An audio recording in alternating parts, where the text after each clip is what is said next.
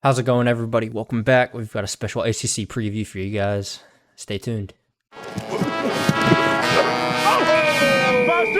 come on! Somebody take his whistle!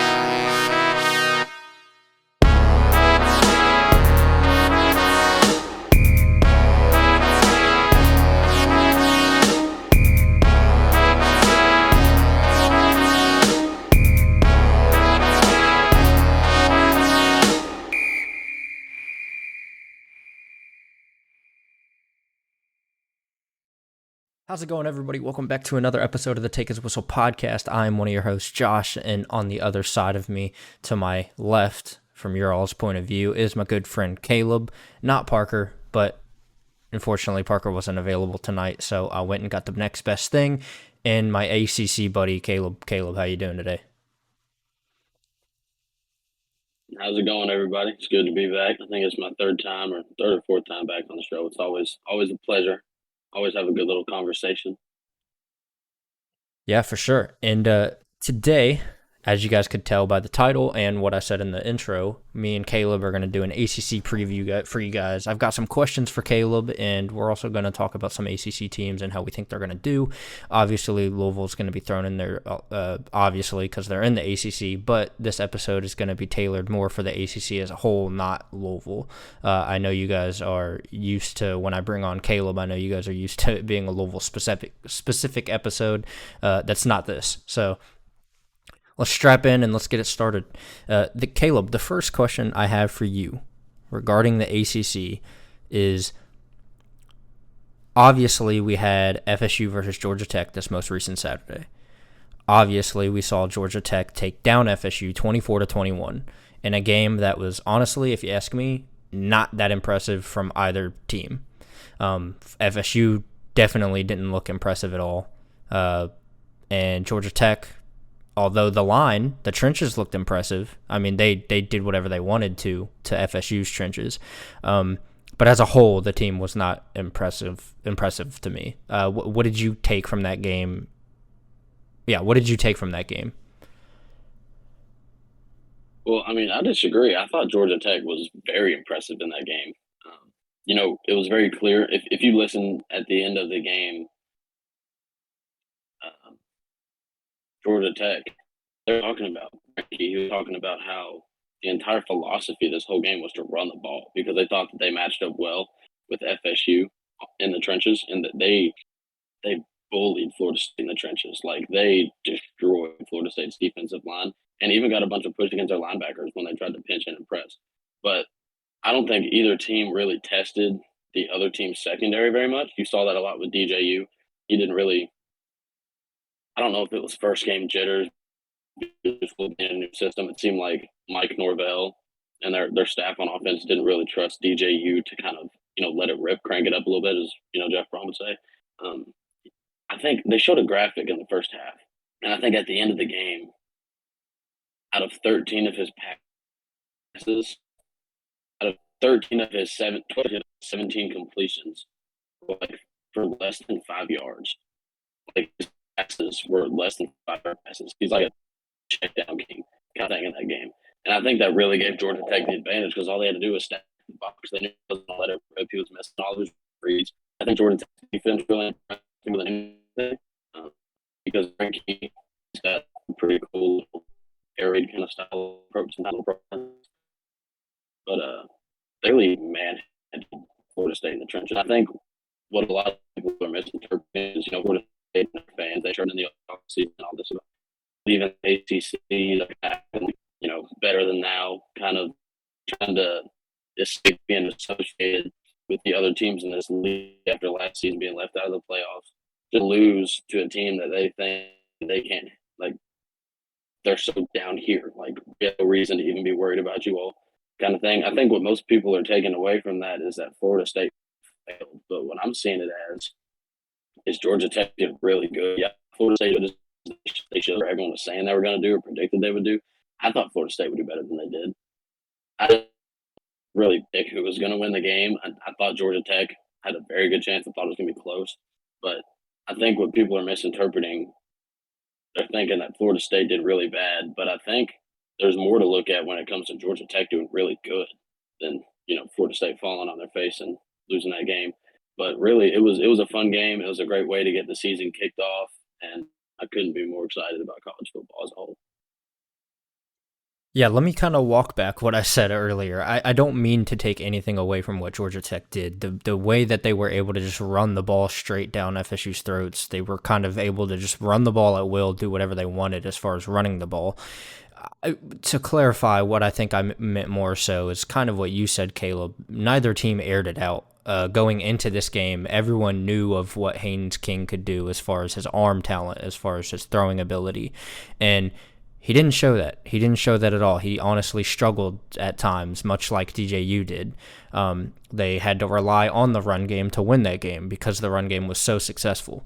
So I don't mean to say that Georgia Tech didn't look impressive. I more so meant that the pass game looked not impressive. Obviously, the defense did what they did to hold FSU to only 21. But at the same time, the defense still let up big plays here and there, especially in the pass game late in that fourth quarter. They allowed some very big passes by DJU to allow FSU to even tie that game in the first place. So that is more so what I meant when I said that. But as far as FSU goes, FSU didn't look impressive at all. That part I will stand on. Florida State did not look impressive at all, and I think their fans will admit that too.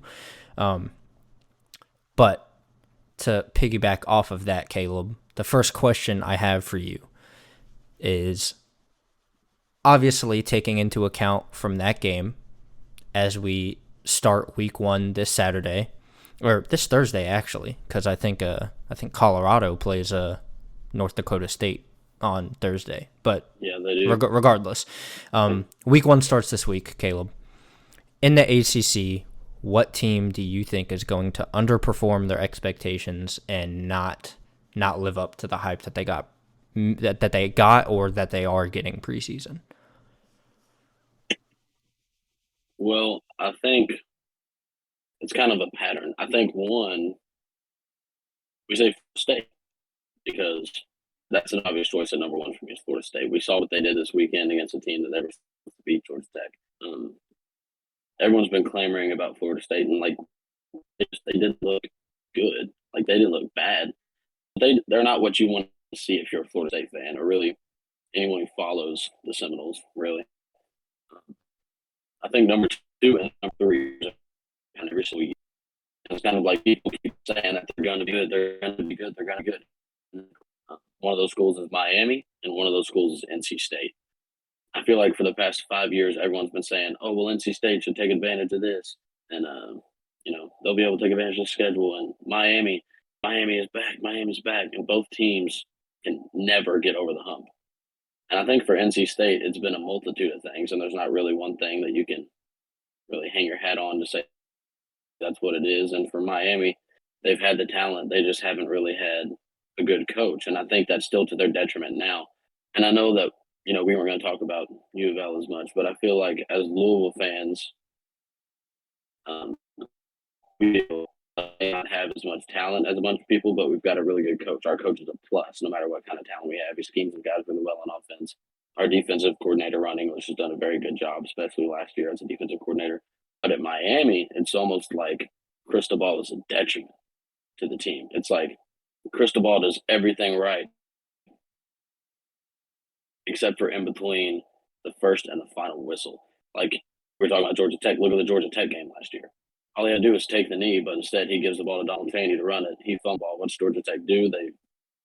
They go down the field and score in like 40-something seconds, and they win the game. It's the simple things that Cristobal misses as a coach, or just basically malpractice being a head coach is what Cristobal has done repeatedly everywhere he's been. And he's kind of been touted as, the quarterback killer. I'll be anxious to see how Tyler Van Dyke does in Wisconsin, I think it is, where he went this season. It wouldn't surprise me if he had a great year. For me, it's Florida State, Miami number 2, and NC State number 3. But NC State has a very favorable schedule this year. It's kind of similar to what Louisville's was last year. Granted, we played 13 FBS teams, the most in the country. We weren't playing technically the top of the line FBS teams. I think the best team we played was probably Notre Dame. And I mean, yeah, we owned them, but it was it was a good game. But NC State is a very favorable schedule this year, and I think that they're going to be pretty good. But yeah, we'll just have to see. It's just I feel like those three programs always tend to eat crow when it comes to getting to the next level, making the ACC championship. You know, I think the last time Miami played in the ACC championship was I want to say 2018 possibly, but just just obviously Florida State there really is. We don't even have to give our reasoning for that. I'm sure everyone that's interested in college football in this episode as a they last weekend. I think they understand without saying why.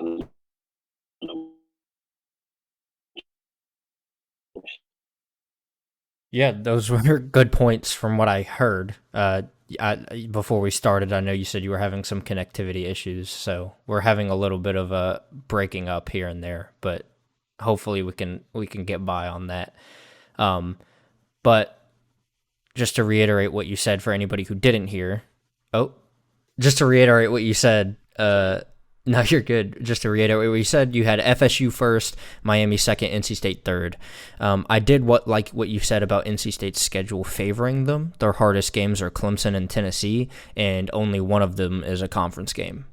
I think if anybody with common ball knowledge knows which game is a conference game and which game isn't. Which, by the way, that week 2 game against Tennessee that they have is a very I don't want to say it's a clear toss-up. I don't want to say it's a 50-50 game, but it's definitely a game that they can win. It's definitely not a game where Tennessee's just going to go in and trample NC State. I do think NC State has a chance to win that game.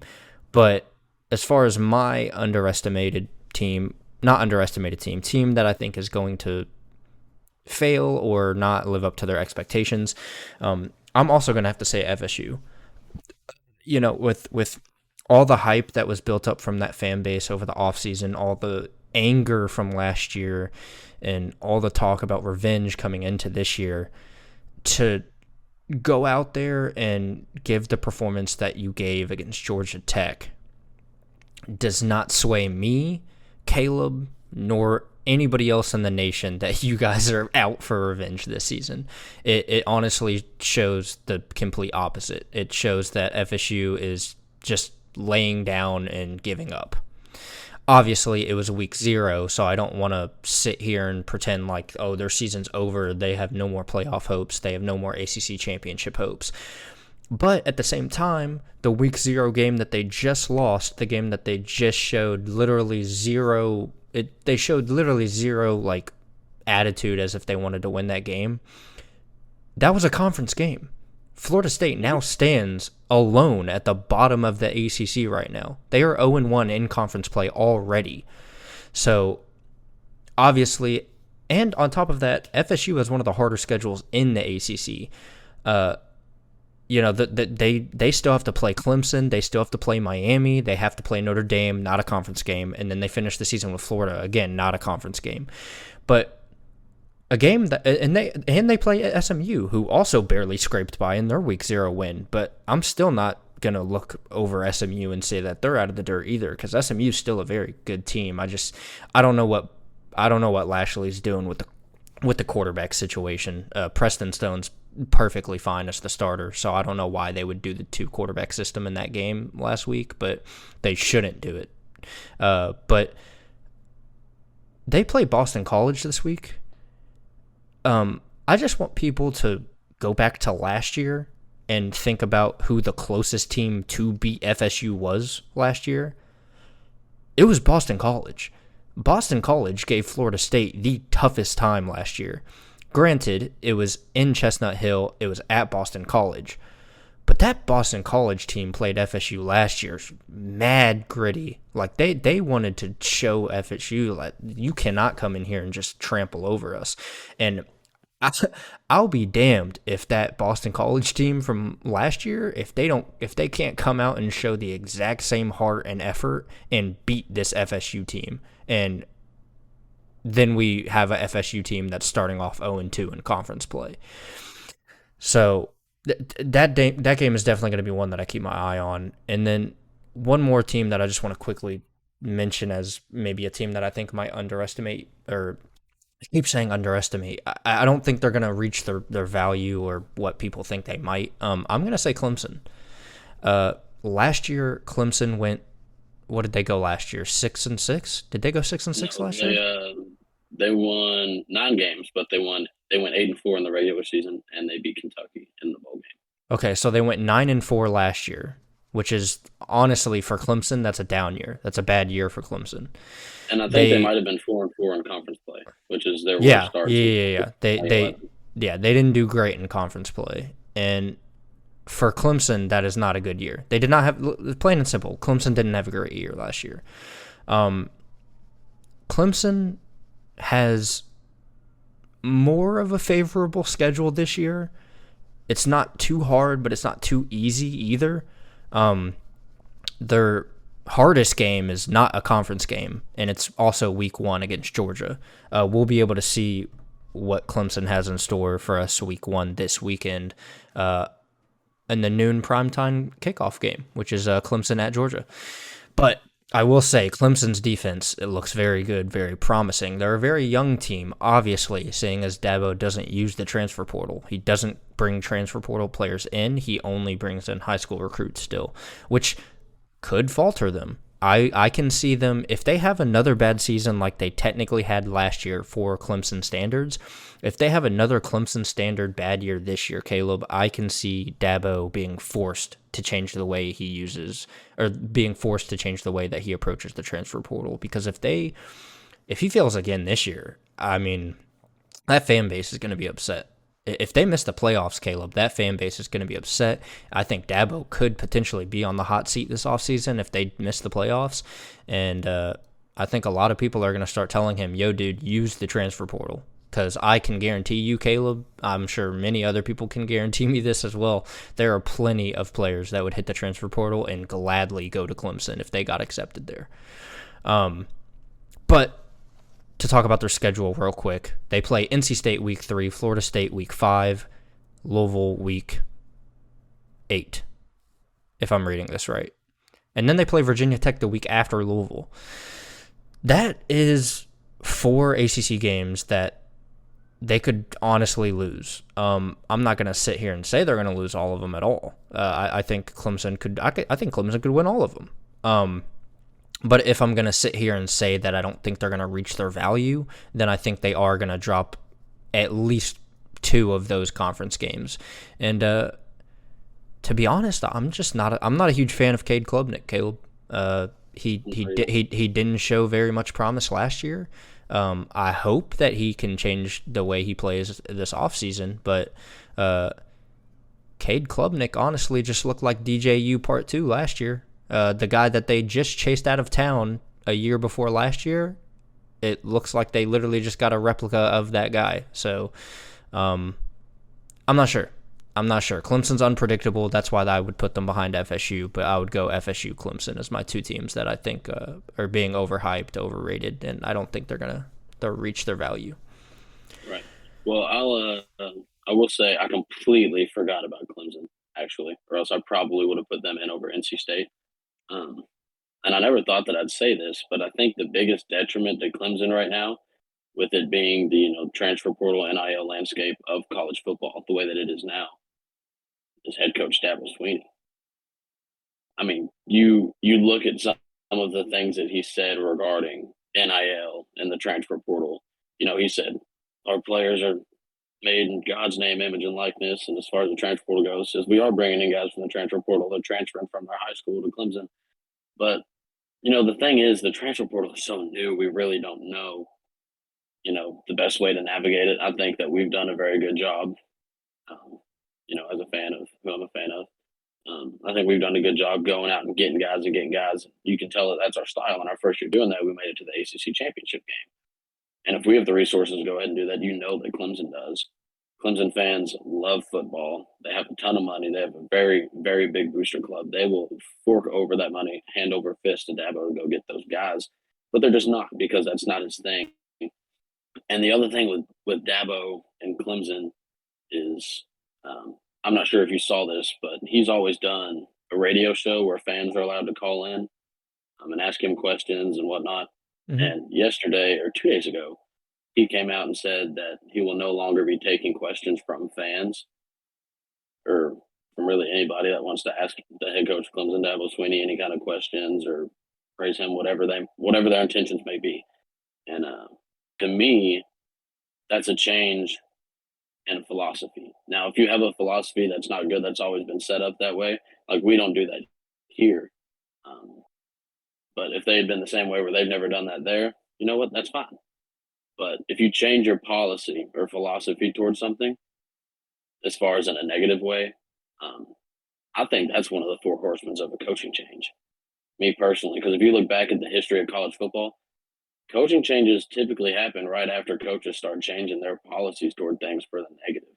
Like if you're getting bad, like look at Deion Sanders. He won 4 games last year, and now he's not taking questions from a specific CBS reporter because he doesn't like the things that he said about him. That's a policy change.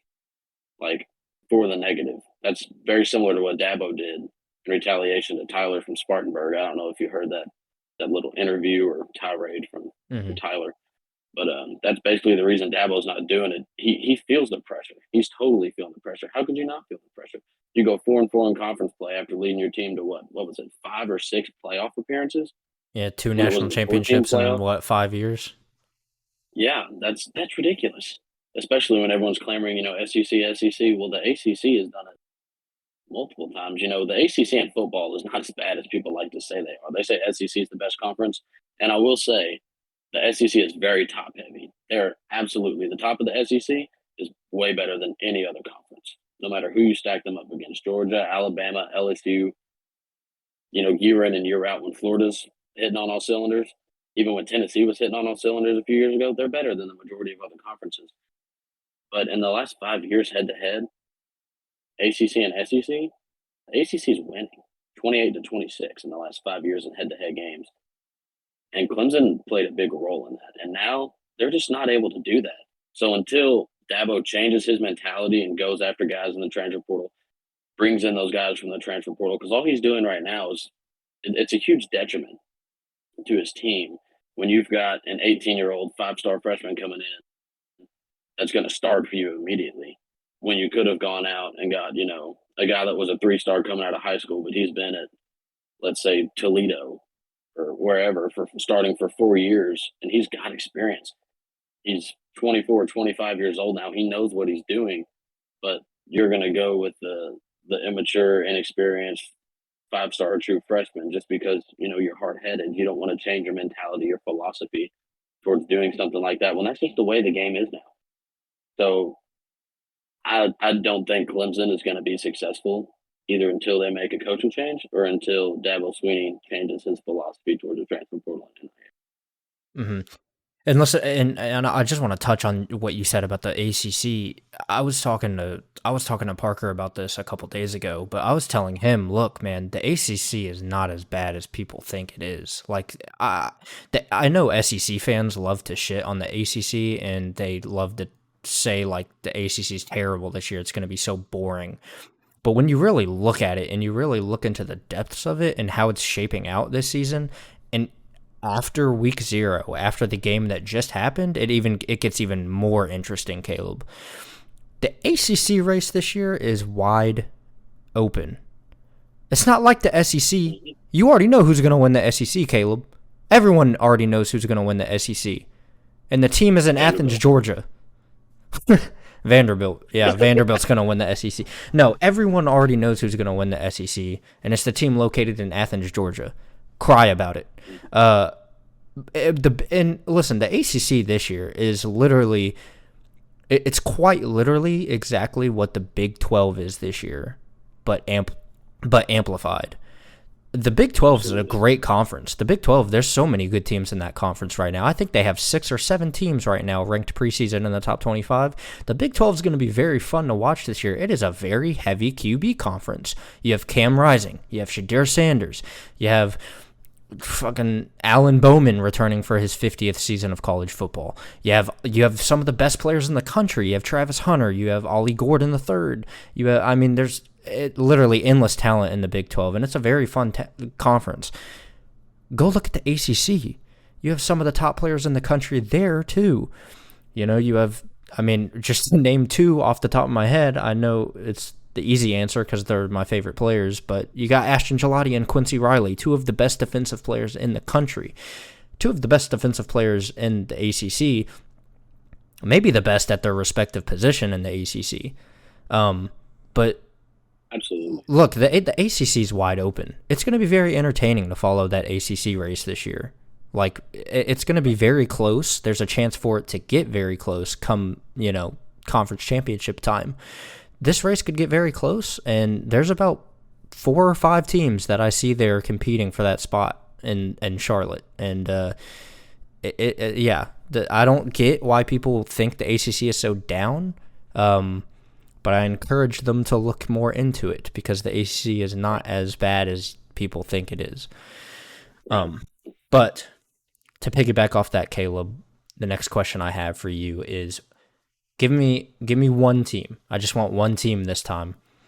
Give me one team that you think is going to shock people, a team that you are excited to watch, and if you can, try to refrain from saying Louisville.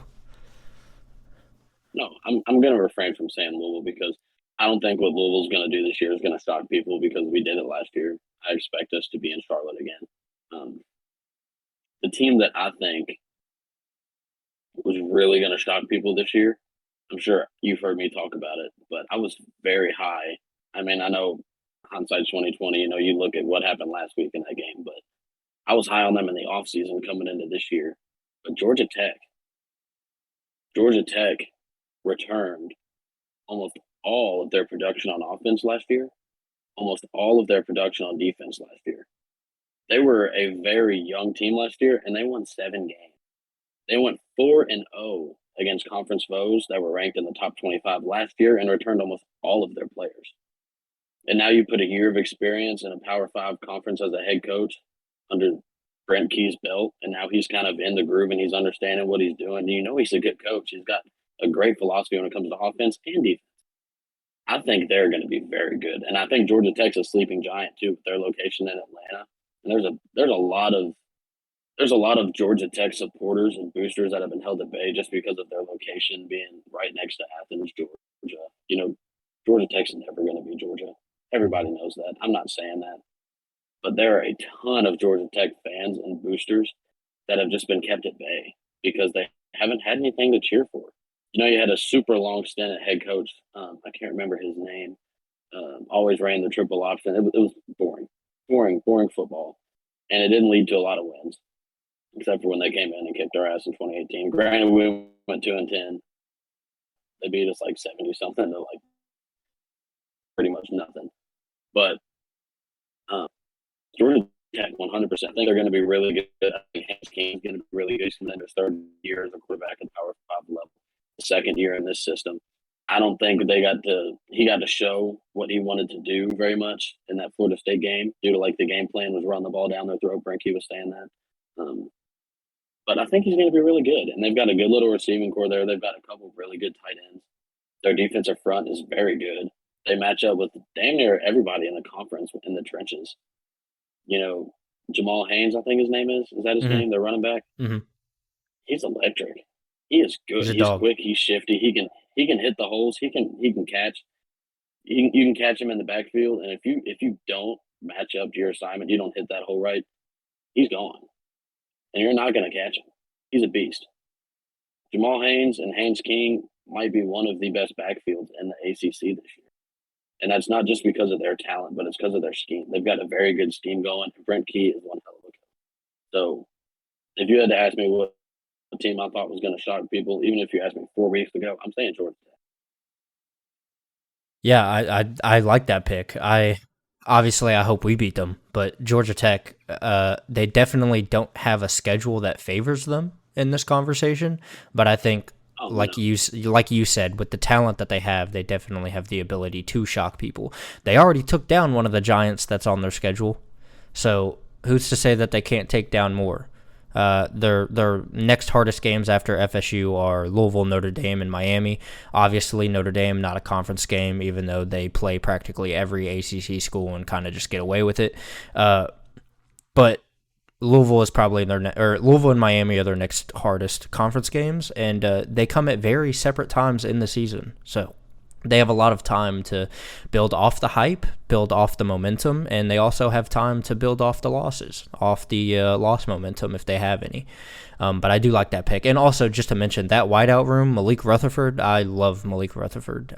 He's a beast in NCAA 25, and also last year he tore us up in the opening week Chick-fil-A game. So Malik Rutherford, Yeah, I encourage people to check out him this season because I think he's due for a very good season, especially if Haynes King can return to what he was last year with throwing the ball. Because last year Haynes King was torching people, torching defenses.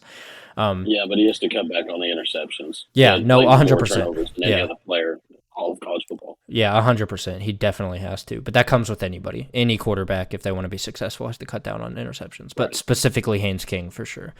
Well, he's also in his second year, so he's got that experience. Second year in the offense, second year as a starting quarterback. So Yeah, that exactly. experience Yeah, can help him cut down on those numbers for yeah, sure. for sure. The team I want to talk about, the team that I want to talk about shocking people and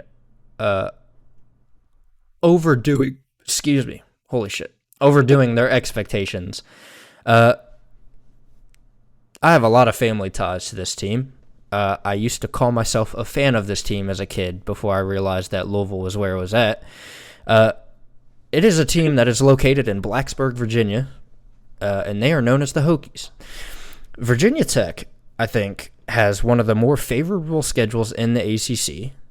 Not only that, but they also returned the most starters from last year out of maybe any college football team. I know damn sure in the ACC they returned the most starters. They return a man named Kyron Drones, who last year showed a lot of people what he could do and what he was capable of. They return a man who is top 3 in his position in the ACC, in Dorian Strong. And they also had one of the best transfer portal classes in the ACC. They completely revamped that defensive line. That defensive line is stacked now.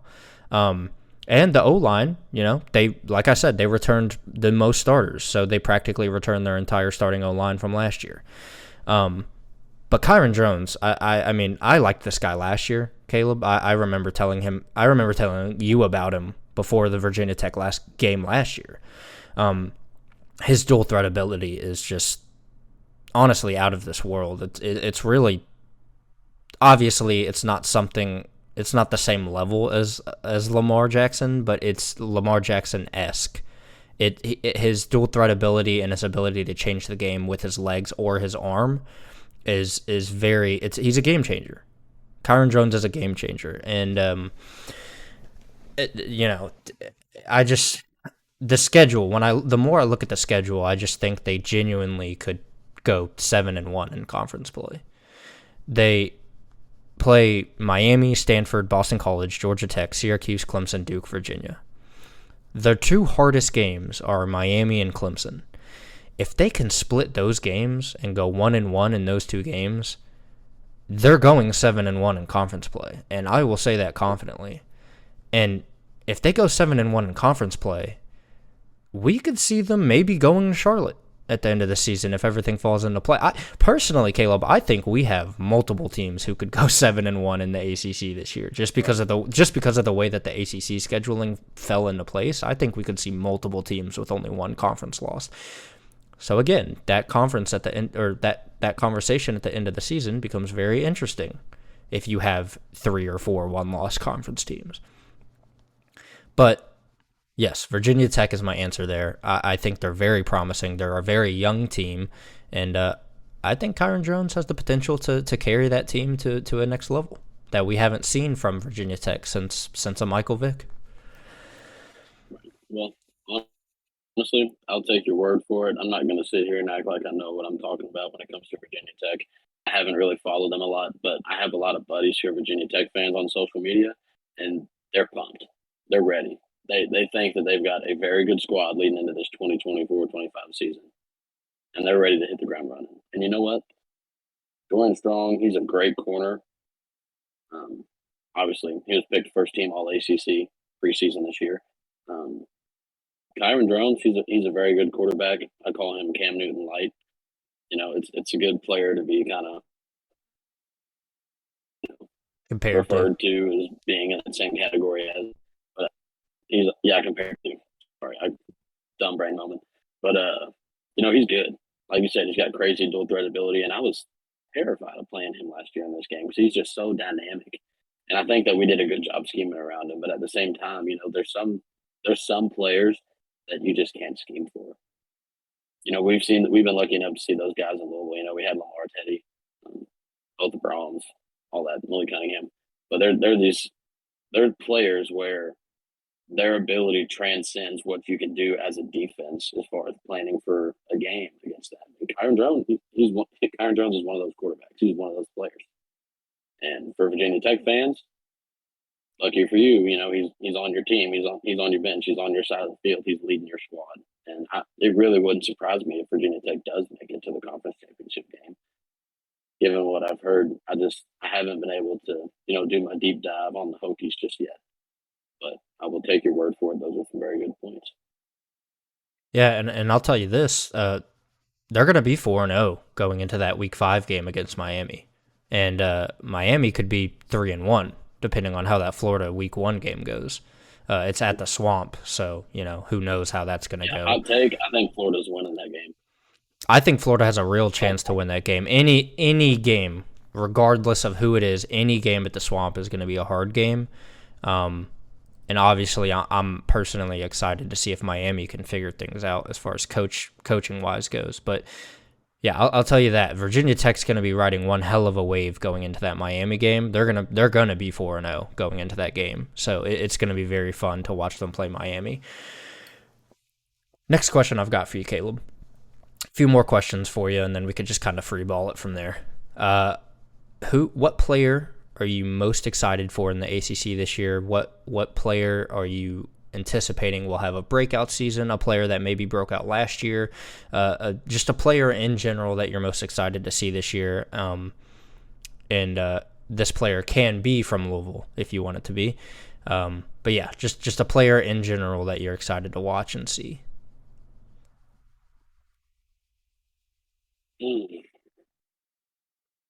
I was very, very anxious to see and excited to see what Stone did at SMU this year, but he really struggled the other day in the first half, and they really didn't pick it up until the fourth quarter, the last 3 quarters. I mean, the last last 2 quarters of that game. It's easy for me to say, but I was really excited to see how he did, and I really wasn't all that impressed. But he's also coming back from an injury. It could be first game jitters. It's first game of the year, first game. It's part of a Power 5 conference. Granted, you were playing a conference foe. Those kind of things can get to you, especially, being as young as he is. But obviously, I'm the most familiar with Louisville. I was going to try to refrain from saying, things about Louisville. But I'd have to say Ashton Gelati. I think he's the best player pound for pound in the entire Atlantic Coast Conference. I think if you had a list of every single player in the entire ACC and where they would be on an NFL draft board, barring injury, Ashton Gelati is number 1. Like pound for pound, that's who I'd be picking if I was an NFL GM. But yeah, the 2 players really anxiously. Preston Stone and Ashton Gelati. One we've seen a little bit, the other remains to be seen, but I think we know how that's going to go. Yeah, I mean those are 2 very good answers. I would have said Preston Stone. He was definitely one of my options, but I will audible now. And no, you're good. You're good. This is definitely difficult though. You know what? I think I'm gonna go with Grayson McCall. He transferred. Yeah, that's a great one. He transferred from Coastal Carolina to NC State. He stayed in the hometown. He stayed in state. And he was very solid at Coastal Carolina. He was more than solid. I'm sure you remember a couple years ago, that connection he had with Isaiah Likely. Oh my Oh yeah. gosh, they tore people up, that connection. And now he's at NC State, where he's got an all ACC talent in Kevin Concepcion, who last year was one of the best wide receivers in the ACC. Maybe even the best. But that's obviously a conversation for another day. There were a lot of good wide receivers last year in the ACC. But yeah, Grayson McCall, I'm excited to see if he can get NC State over that hump, because NC State also has a very favorable schedule. Their hardest game is Clemson, and there's not really another team that's close to that. They play Tennessee week 2, but that's an out-of-conference game. So, like I said earlier, Caleb, this could be another team that's 7-1 come that conference championship conversation. NC State has a very favorable schedule. They don't really have a hard schedule, and they're a very talented team. That defense has always been stout. The defense is always very solid at NC State. And now the offense looks very high powered. You know, they got Jordan Waters, transfer from, I want to say he's from the SEC. I'm forgetting what school he came from, but they got a transfer running back who is one of the top running backs in the transfer portal. He's outstanding. He's a great running back. I'm excited to watch him too. And then they bring in Grayson McCall, who's been very solid at Coastal Carolina for, I want to say 3 years, maybe 4. But I fully expect him to be very good. And just like he was at Coastal, I expect him to be very good. And I expect him to boost Concepcion's draft stock considerably, because he's an outstanding wide receiver too, and he definitely deserves some eyes on him. But that's my player to watch is Grayson McCall over at NC State. If you just real quick, Caleb, want to go over the teams that you said, because I heard you say that you can see it being like a 5 or 6 team race. If you just want to reiterate those 6 teams real quick, just so that people can hear you, because we had some technical difficulties. Yeah. So there's 5 or 6 teams that I could see being in Charlotte this year for the ACC Championship, and not just being there, but could win it. You've got SMU, barring they don't play like they did against Nevada. You've got Georgia Tech, who looked pretty damn good, in my opinion, in week 0 in Dublin, Ireland against Florida State. You've got Florida State, who, if they can get it together, get DJU firing on all cylinders, he's got weapons as a receiving core. They've got good running backs. There's NC State. You mentioned they've got a very favorable schedule. There's Miami, who has all the talent in the world. It just depends on if Cristobal can get the most out of those guys. You've got Louisville, who, they were in the ACC Championship game last year, and all the players that left the program, every single one of those positions has been upgraded. And you've also got, what's the other team I was thinking of? Virginia Tech, with Kyron Drones and Dorian Strong on defense. They're, according to what you said, they're brought up to have a really good year. There's been a bunch of smoke coming out of that program. They're excited. They're pumped. But really, it's just the ACC's up for grabs this year, probably more than it has been up for grabs in over a decade, with Clemson being as good as they've been under Dabo, and Florida State whenever Jimbo was there, not when Willie Taggart was there. But Jimbo was there about a decade ago. They were pumping on all cylinders, top 5 in the nation. I think they won the national championship 10 years ago whenever he was there. So I think this is really the most open race for the ACC championship we've seen in over a decade, and I'm excited about it. I'm pumped up. Yeah, me as well.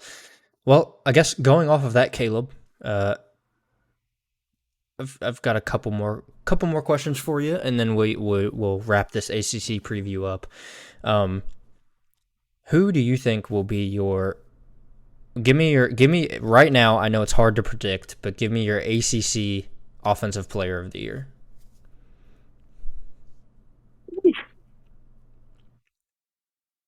Man, I don't know.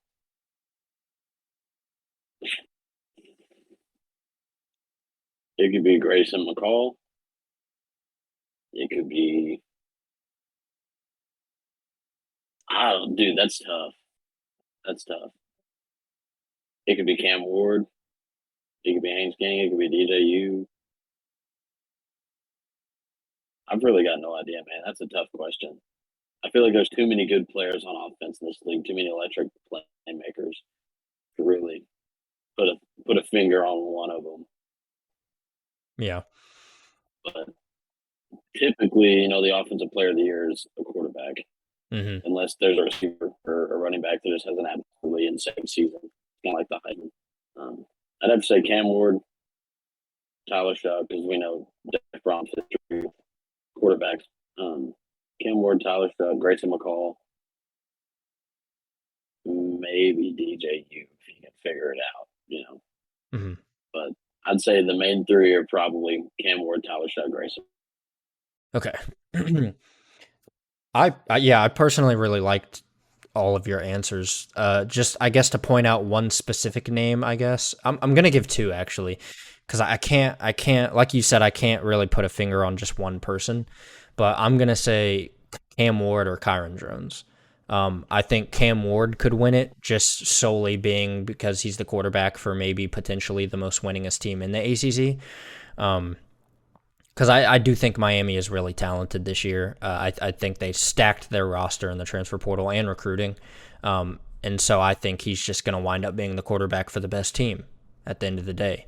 So I think that's why he could win it. Not only, he's a great quarterback as well. Obviously, we saw his talent at Washington State. So there's talent there. And also, on top of being the quarterback for Miami, will definitely benefit him. And then my second option is going to be I'm glazing him a little bit right now, but I'm gonna say Kyron Jones. I think his his talent in general, even if Virginia Tech doesn't make it to Charlotte, even if Virginia Tech, maybe if Virginia Tech just goes 500 on the season or one game over 500, I think his talent alone is enough to get eyes on him, get people to understand how good he is, and I think he could genuinely just win it because of how good he is as a quarterback. And he's a quarterback that will win them games. He's gonna win them games this year. So I think that's how Kyron Jones could win it. So Cam Warner, Kyron Jones is my two options there.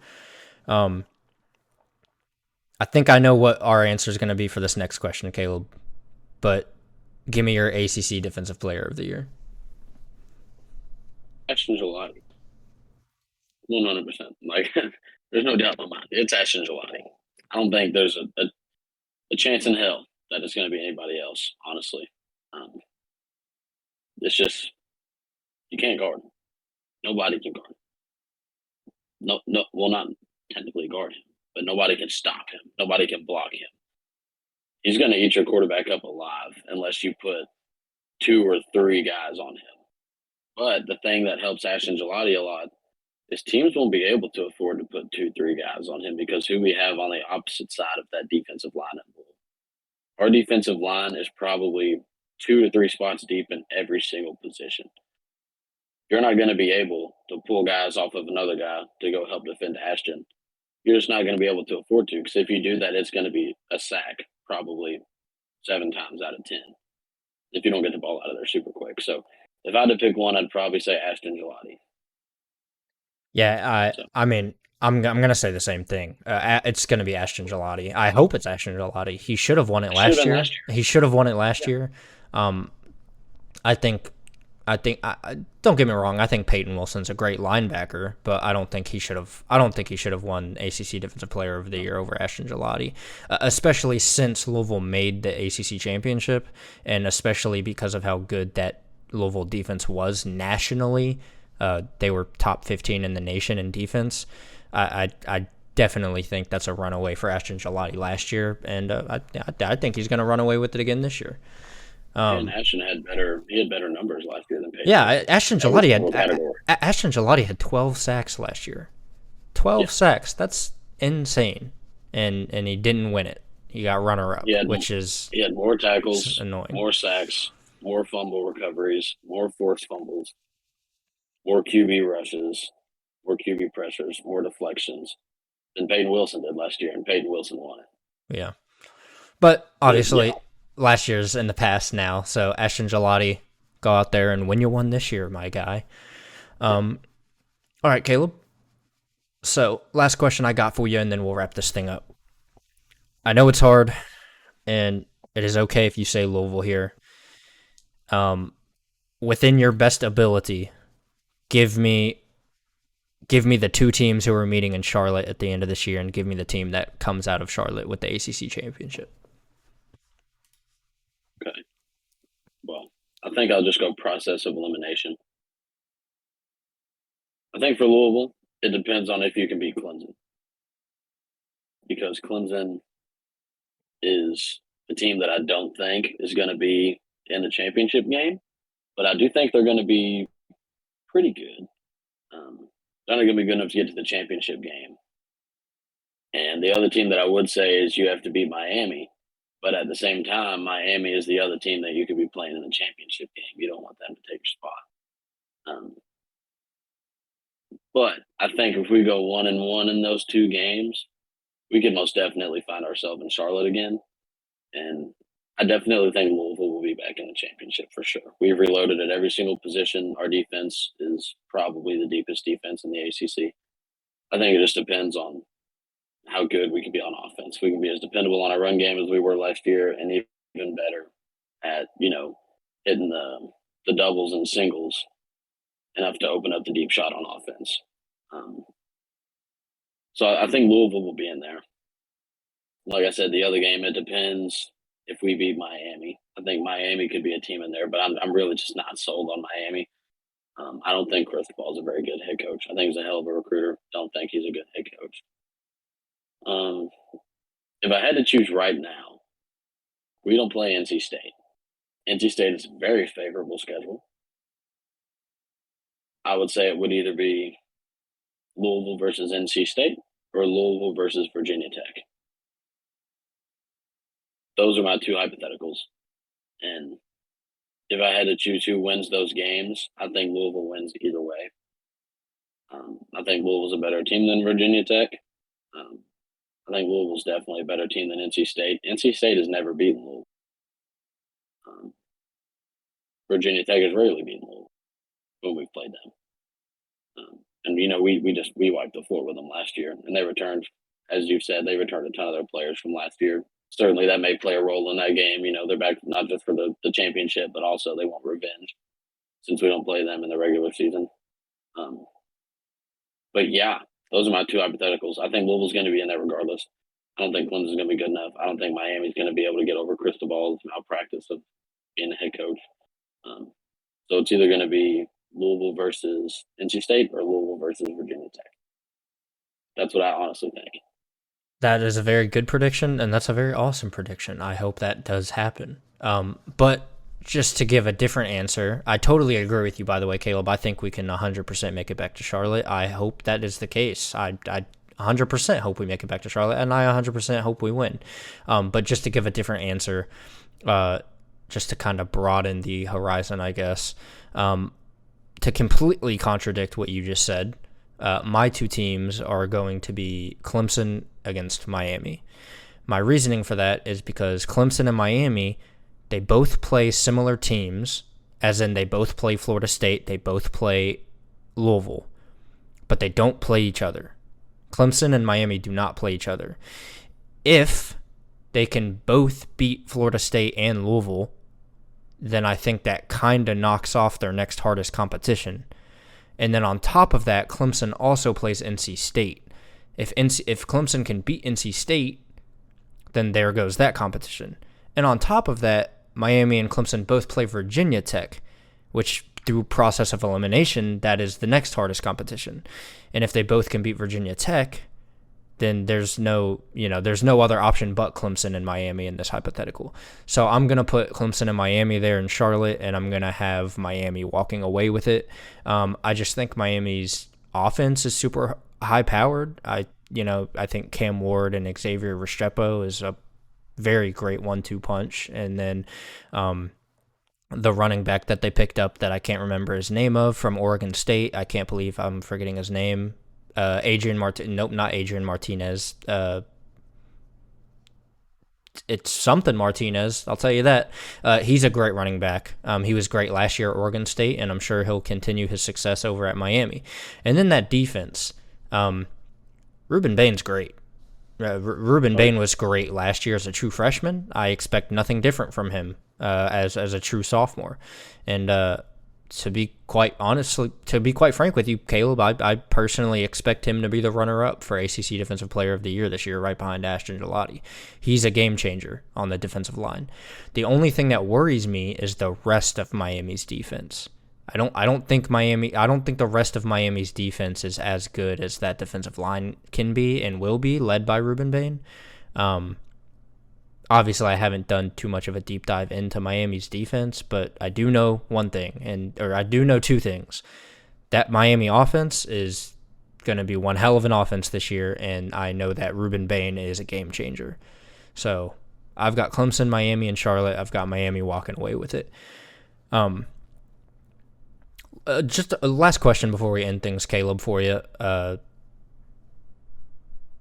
Just a super quick answer as well. But how many teams do you realistically see or think from the ACC could make the playoffs this year? The playoffs?